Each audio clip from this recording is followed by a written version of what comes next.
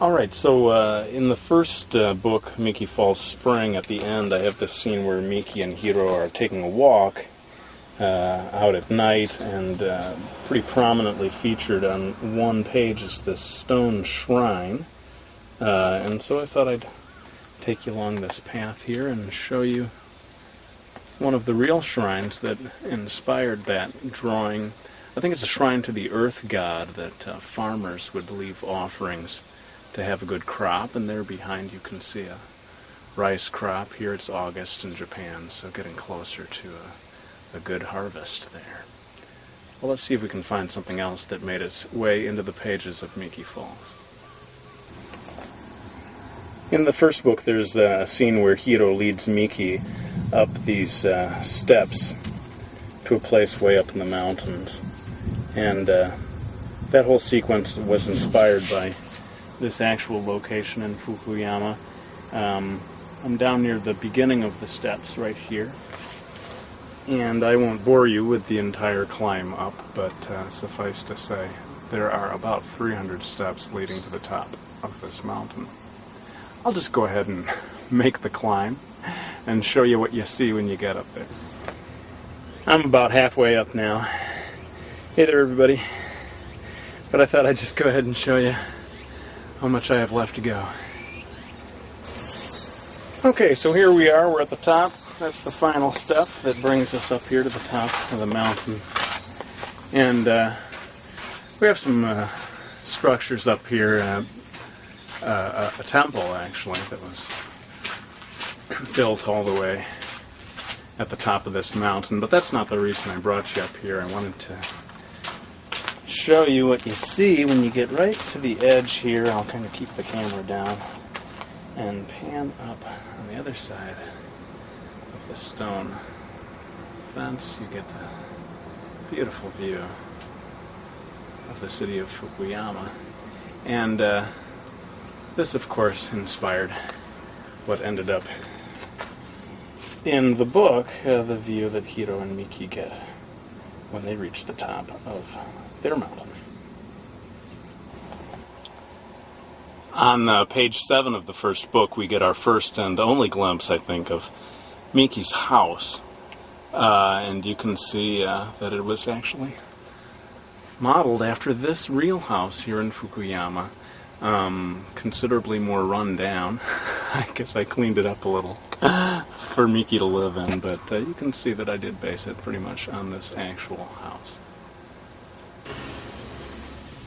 Okay, so this is a pretty minor detail, but on page 109 in the first book, you see this brick wall that has these bricks that are laid in a kind of a weird diagonal style. Well, it's not weird at all. It actually comes from traditional Japanese bricklaying techniques, and this is just a wall outside of somebody's house. This isn't even like a castle wall or anything, but let's go up a little closer and you can get a better detail of what that bricklaying looks like.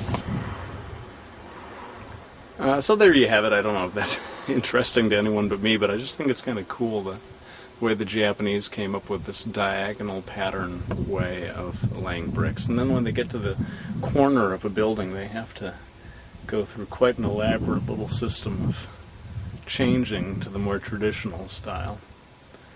But yeah, that found its way into Miki Falls at a couple of different points. In the second book, Miki Falls Summer, we introduce Reika, and she's sitting on top of this shrine, and again, taken from an actual shrine here in the back streets of Fukuyama.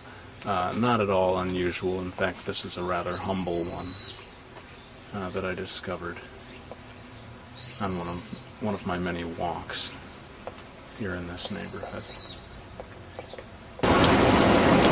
Alright, so one of the big double-page spreads in the first book features Fukuyama Castle. There's a scene where Miki and her friend are up there checking stuff out from up at the castle, and so I thought I would try, let's see if we can pull this off, to zoom in and show you. Oh, there it is. The real Fukuyama Castle in downtown Fukuyama. On quite a lot of pages in the second book, you'll see in the background these hanging onions. People having put onions out on a pole outside of the house. And that comes from the actual Japanese tradition of doing just that. And there's just something so picturesque about this to me. I think what it does is it keeps the onions from getting moldy. But it's just really beautiful to me. I'm so glad they have this tradition. In the third book, Miki Falls Autumn, there's a scene where Miki and Hiro are walking up this big path that leads them up into the mountains. And here's the actual path that inspired that. Of course, I made it a bit more dramatic, but still, I think a rather lovely little spot. And as we come down here, I can show you one of my cool little discoveries. As you walk along here, you'll find, just among the vines, a number of beautiful little shrines like this one. As you can tell, I'm a sucker for these shrines. I just love to find them. This has nothing at all to do with Miki Falls, but I can't resist sharing this with you. You know, people make English mistakes all over the world, and let's not make fun of it too much, because if Japanese were the international language, I'm sure we would all be making hilarious mistakes too. But look at this one. This sign here says, "Close. I'm very sorry. Please come again." But I hope this can show what it says there. In blue lettering, "We've been waiting for you next time." I just loved the surreal kind of time-traveling feeling that gives me. We've been waiting for you next time. One of the things that I love to do in Japan is just go exploring. There's so many little paths to follow, and you never really know where they're going to lead. This is one of my favorite ones right here. It's between two different homes. It doesn't really look like it leads anywhere, but follow it with me, and you may be surprised to find what's at the end of this kind of unmarked path. There's a series of steps. And you follow the steps on up. And before you know it, you see the gateway to a Japanese shrine tucked away at the end of this path. You know, no sign at the bottom to let you know what's up here. Only a local person would know. And you continue to follow, and sure enough, there is this old traditional Japanese shrine. Now this is, you know, not one of the most beautiful ones you'll find. Still, it's just amazing to me that something like this is hidden away back here. And then behind the shrine, this is my favorite part. It's really beautiful, slightly spooky Buddhist graveyard. I'm not going to go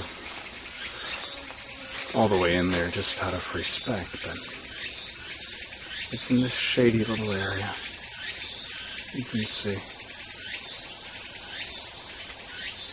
Been here for who knows how long. And all at the end of a path that really looked like it was just leading behind a couple of houses.